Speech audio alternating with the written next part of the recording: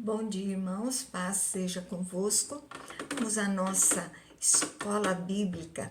Estamos hoje completando 171 aulas. Oh, glória a Deus, né? Estamos aqui aprendendo essa palavra gloriosa. Espero que você esteja gostando. Então, curta, compartilhe, comente.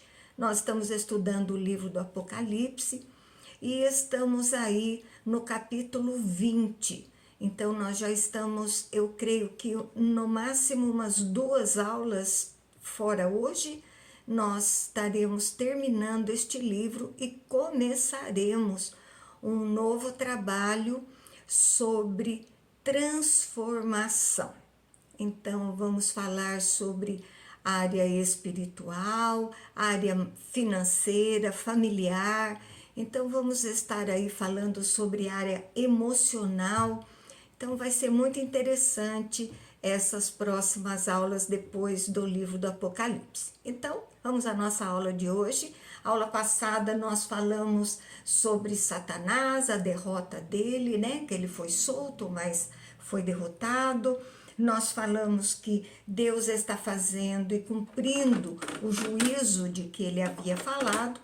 E vamos então abrir a palavra de Deus, Apocalipse 20, versículo 10. O diabo, o sedutor deles, foi lançado para dentro do lago de fogo e enxofre, onde já se encontraram não só a besta, como também o falso profeta, e serão atormentados de dia e de noite pelos séculos dos séculos. Então, o lago de enxofre e fogo, na verdade, é sinônimo de inferno. Para os pré-milenistas, nós temos uma punição progressiva. Nós tivemos punição aos profetas, da besta, e só depois a punição do diabo. Para os amilenistas, nós temos uma coisa só, apesar da narrativa ser-se sequenciada. Tudo faz parte da mesma sequência, que é o retorno de Cristo e a vitória completa de Cristo contra todos eles. Então, pela visão número 2, tanto a besta como o falso profeta e o diabo, essa trindade satânica, né? Eles agem em conjunto no final dos tempos. Então, serão derrotados em conjunto também. Então, não existe aí uma previsão para o aniquilacionismo, né? Uma doutrina errada onde o diabo, o falso profeta e até os ímpios serão exterminados, totalmente destruídos. Não, para eles o inferno seria isso, mas a Bíblia não cita a destruição deles e após uma derrota com a punição eterna. Então, eles serão atormentados pela eternidade, estarão vivos para receber esta punição. Então, nós temos que aí estar focando na nossa salvação, porque a própria palavra de Deus diz que serão atormentados dia e noite. Então, para toda a eternidade. Agora vamos falar do juízo de Deus. Apocalipse 20, versículo 11, e João diz: Vi grande trono branco, e aquele que nele se assenta, de cuja presença fugiram a terra e o céu, e não se achou lugar para eles. Então, o trono branco é o trono de Deus. Serra, então, é uma cena ali do juízo. Então, o trono branco é associado com Deus, com Cristo participando, pois veio para julgar. Fugiram, quer dizer, aquele sistema antigo mudando, não tem mais lugar. Então, chegou o momento de todo esse sistema ser eliminado e ser substituído por outro, né? Ele não vai ser destruído. Deus não vai pegar essa terra que ele criou e jogar no lixo. Não. Haverá uma transformação. É um novo céu, uma nova terra. Então, trabalha aqui a finalização dos planos de Deus. Vem nos mostrar que Deus vai fazer uma modificação. A natureza, toda a terra sofreu por causa do pecado. Lembra que nós falamos, foram acontecendo aqueles eventos. Então, toda a natureza sofreu. Então, a terra toda, na verdade, né, por causa do pecado. E ela terá, então, também de ser restaurada. Então, para que a nova realidade possa ser vivida, onde somente os salvos viverão juntamente com Deus e os ímpios, Satanás, a besta e o falso profeta condenados no inferno. Então, acabou aqui esse presente tempo que nós vivemos. Então, termina tudo, né? E vamos aí. Vai ter uma grande divisão, os ímpios dos salvos, né? Verso 12. Vi também os mortos, os grandes e os pequenos, postos em pé diante do trono. Então se abriram os livros. Ainda outros livros, outro livro, o livro da vida, foi aberto. E os mortos foram julgados segundo as suas obras, conforme o que se achava escrito nos livros. Então, os mortos, para a primeira interpretação, né, os pré-milenistas, são somente os ímpios julgados aqui. E para a segunda interpretação, os amilenistas, teremos o julgamento geral, né? Um julgamento público, todos comparecendo perante o trono do Senhor. Os livros é uma linguagem poética figurada, indica que todo aquilo que ocorreu está registrado.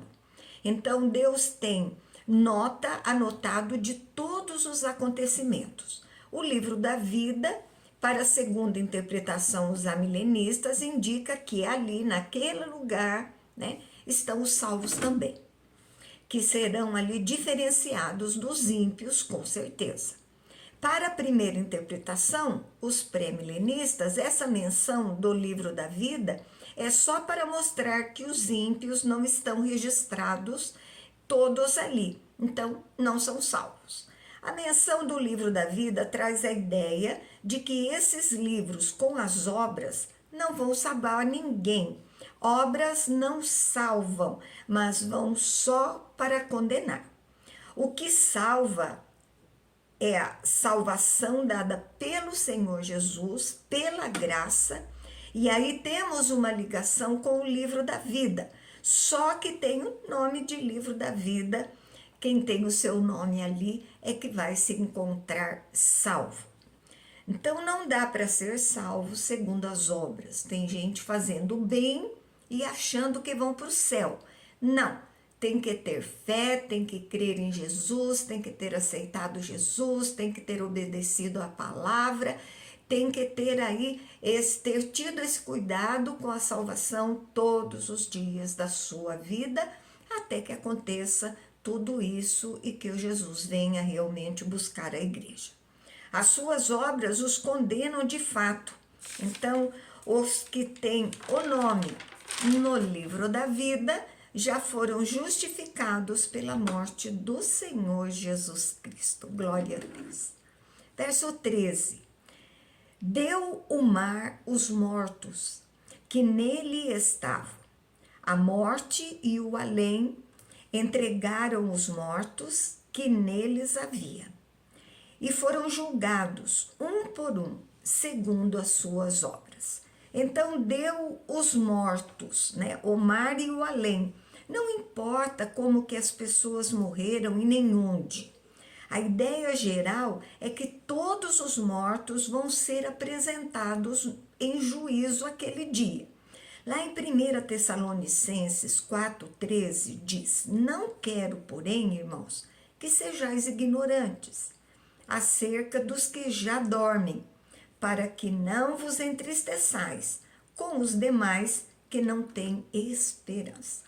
Então a ideia clara é onde os corpos são ressuscitados e unidos aos seus espíritos, nós temos um comparecimento para o julgamento, e a diferença é que a primeira interpretação nos pré-milenistas que serão só os ímpios, e a segunda serão ímpios e justos, estarão juntos, e Deus vai fazer a separação quando ele estiver julgando. O fato é que o quadro final, onde Deus vai, de forma plena, separar o justo dos injustos, e os ímpios vai lhes dar a condenação, e para os salvos viverem para sempre com o Senhor no novo céu e na nova terra. Então, nós sabemos que os que foram julgados segundo as suas obras, eles foram condenados, porque pelas obras ninguém é salvo, mas pela fé, que são justificados por Jesus Cristo. Então, tem as suas obras perdoadas. 14. Então a morte e o inferno foram lançados para dentro do lago de fogo. Esta é a segunda morte, o lago de fogo. Nós cristãos morremos uma vez só, porque nós ressuscitamos com o Senhor, né? Somos transformados e estaremos ali no novo céu, na nova terra, tendo Jesus Cristo sendo o nosso justificador, né? Ali na hora do julgamento, mas os ímpios estarão indo para o inferno, na verdade. Aqui o julgamento é encerrado sem detalhes. Então, o julgamento está feito, a morte e inferno, então, são usados no sentido pessoal, ou seja, temos aqui como se fosse uma pessoa sendo lançada no inferno, é uma linguagem figurada, né? E a ideia é que a morte é um estado de quem não está vivo. E o inferno tem a ideia de sepultura, túmulo. Então, para a vida eterna plena, entra em ação. Então, não pode mais morte, com todas as suas coisas acrescentadas, precisam ser destruídas. Por isso, a morte e a sepultura são todos lançados no lago de fogo. Então, não terá mais morte, não existirá morte. Todos ficaremos eternamente, ou no inferno ou no céu. Então, o último inimigo a ser vencido é a morte. Então, o lago de fogo simboliza o inferno, a punição final. Inferno, temos diferentes aqui compreensão, mas a referência é do que vem na sequência no verso 15, que diz: e se alguém não foi achado escrito no livro da vida, esse foi lançado para dentro do lago de fogo. Então, aqui nós temos a segunda morte de quem não foi achado escrito no livro da vida. O ímpio morre uma vez fisicamente e depois morre a segunda vez, né? Que é a segunda morte. Não é aniquilação, mas é a punição. São lançados no lago de fogo, que é o inferno, a punição eterna pelos séculos dos séculos. Isso com relação aos ímpios. E nesse intervalo temos uma união de espírito com o corpo transformado para que a pessoa possa viver a realidade da eternidade. No caso do ímpio, uma realidade de punição. No caso dos salvos, eles morrem uma vez fisicamente e não têm a segunda morte, essa segunda morte espiritual, porque estão escritos no livro da vida. Terão depois da primeira morte a vida eterna. Então, da mesma forma como o ímpio, quando Jesus volta, existe uma união de espírito e corpo transformado dos salvos, só que para a vida eterna. Então, aqui o fato é claro, né?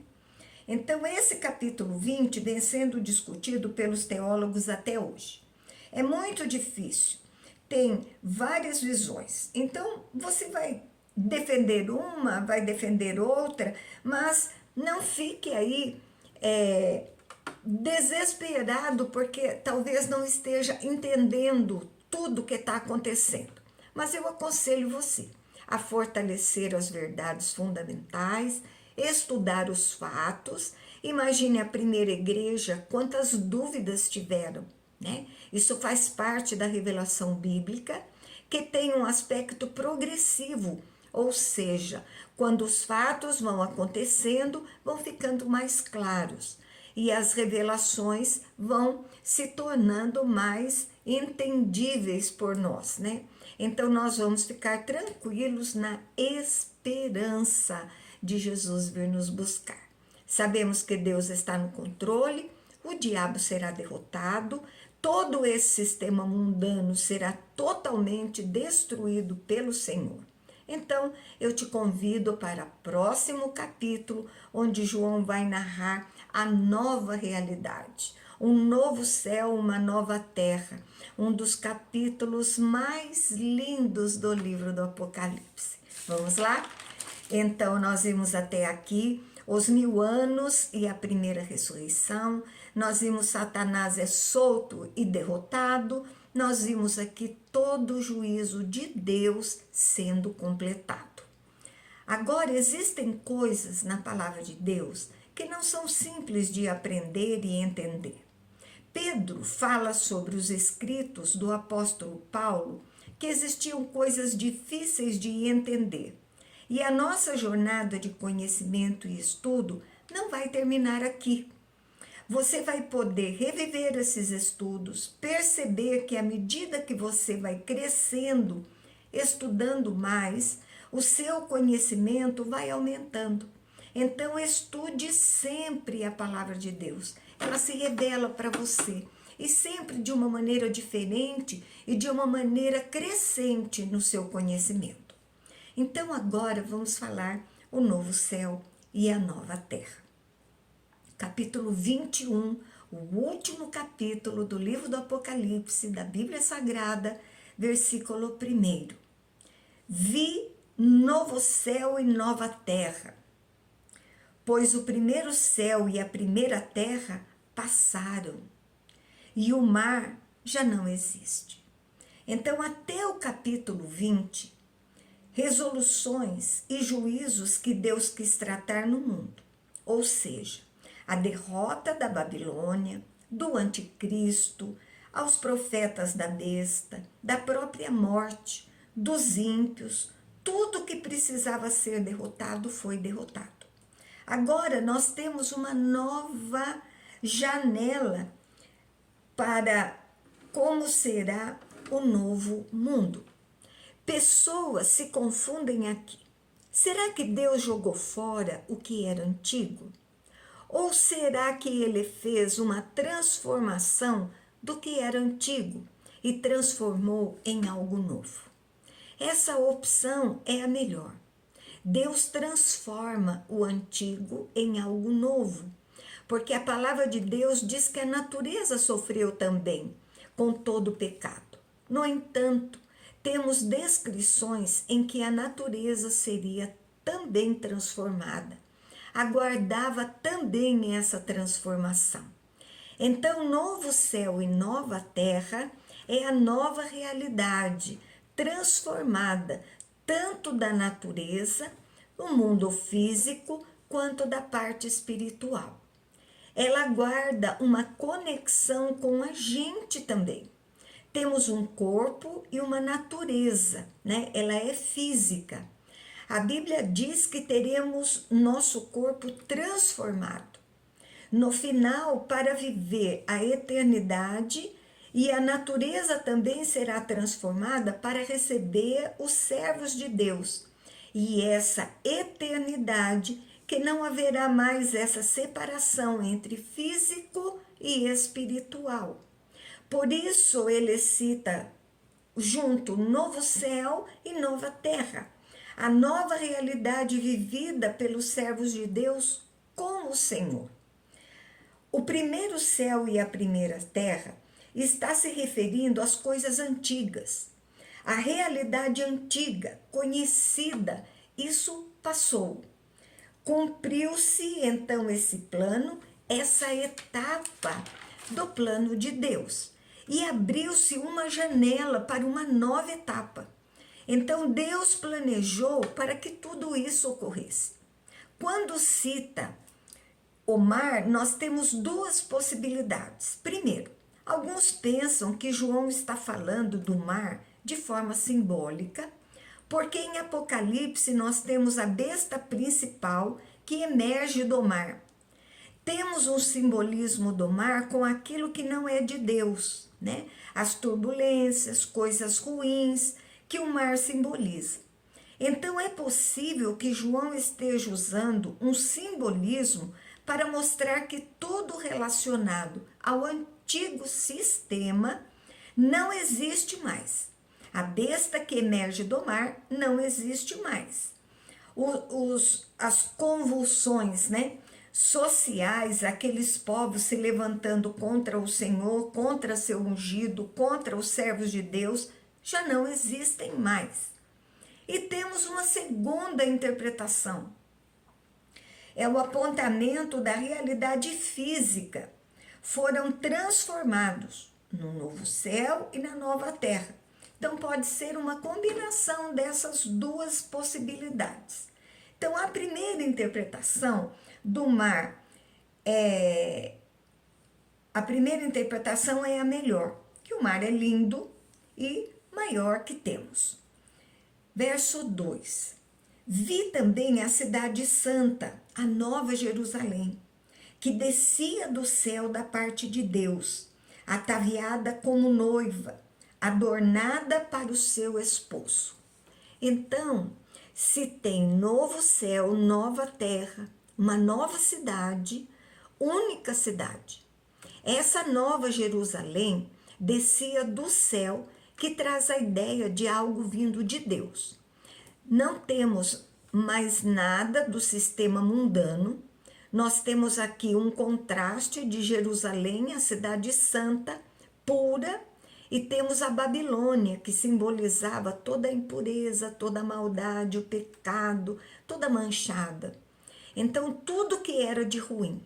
A Babilônia, já vimos, ela não existe mais. Ela foi totalmente destruída. Só tem agora espaço para a cidade do Senhor, para as coisas de Deus, para os servos de Deus, tudo que vem da parte de Deus. Ataviada, enfeitada, a noiva é para a igreja do Senhor, o esposo que é Cristo. Nós temos dois significados para a Nova Jerusalém. Primeiro, morada dos santos com Deus, a realidade pura, santa, que não tem mais a Babilônia, a união do céu juntamente com a terra, só que transformada. E uma segunda interpretação, um simbolismo de Jerusalém. Representar o próprio povo de Deus, que é a igreja, representada como a noiva preparada para as bodas, que João já descreveu. Agora é a festa do casamento. Então Deus preparou algo incrível e nos enxerga agora como santos, como a sua igreja, a sua noiva, a cidade de pessoas santas. Então a igreja são pessoas também. Nesse simbolismo, servos do Senhor. Versículo 3. Então ouvi grande voz vinda do trono dizendo: Eis o tabernáculo de Deus com os homens. Deus habitará com eles. Eles serão povos de Deus e Deus mesmo estará com eles. Então a voz do trono pode ser a voz de Deus, né? Ou um ser vivente, que é o mais provável. O tabernáculo traz a ligação do Antigo Testamento. Lá no Antigo Testamento indicava a presença de Deus no meio do povo, né? Na Arca da Aliança. Agora é diferente porque ela é total, ele habita, ele mora. E temos a comunhão totalmente plena com o Senhor, sem qualquer impedimento, porque toda a vontade do Senhor agora se cumpriu. Então, quando diz habitará Deus, fica claro que o povo vai desfrutar do mais alto grau de bênção, vivendo na presença plena de Deus Altíssimo. Povos, por causa da diversidade, o Apocalipse fala que virão povos de todas as nações, línguas e tribos. Não tem preconceito algum. Vai salvar judeus, brasileiros, asiáticos, italianos, todos, salvos de todas as nações. Temos aqui uma promessa muito linda da presença de Deus viva no meio da diversidade de pessoas, união perfeita com o Senhor. Como vai ser detalhadamente? Como vai ser essa vida? O que vamos fazer? Não sabemos. Sem explicação. A Bíblia não traz esse detalhamento. Paulo só diz que nem olhos viram, nem ouvidos ouviram o que Deus tem preparado para nós. Verso 4. Elias enxugará dos olhos toda lágrima, e a morte já não existirá. Já não haverá luto, nem pranto, nem dor, porque as primeiras coisas passaram. Então temos alguns detalhes. Temos uma transição acontecendo. Saímos do sistema antigo, houve todo juízo, somos salvos. Então o processo se finaliza no novo céu e na nova terra. Toda lágrima é enxugada. Ela veio do sistema antigo e todo esse velho sistema é eliminado. Tudo relacionado à dor não fará mais parte desse novo sistema. A morte foi destruída, não existirá mais, foi o último inimigo a ser vencido, não estará presente no novo céu e na nova terra. Os nossos corpos transformados não serão mais atingidos pela morte, né? A realidade perfeita. As primeiras coisas, a realidade passada, antiga, estava debaixo do pecado, e tudo isso foi superado. A comunhão íntima com Deus, nem nesse novo céu e nessa nova terra, só tem vida e alegria. No céu não vai ter hospital, funerário, cemitério, nada. É a esperança. Tudo que temos aqui que leva para dor, choro, morte, não vai ter no novo céu e na nova terra. Uma nova realidade nos espera. Amém? Vamos parar por aqui, que nós vamos para a próxima aula. Eu acredito que a próxima aula nós já estaremos terminando esse estudo. Amém? Que você tenha aí um excelente domingo na presença de Jesus, juntamente com seus familiares. Então, que você fique com Ele, que Ele possa te cobrir de bênção nesse dia. Um beijo grande no seu coração e até a próxima aula, se o Senhor assim nos permitir.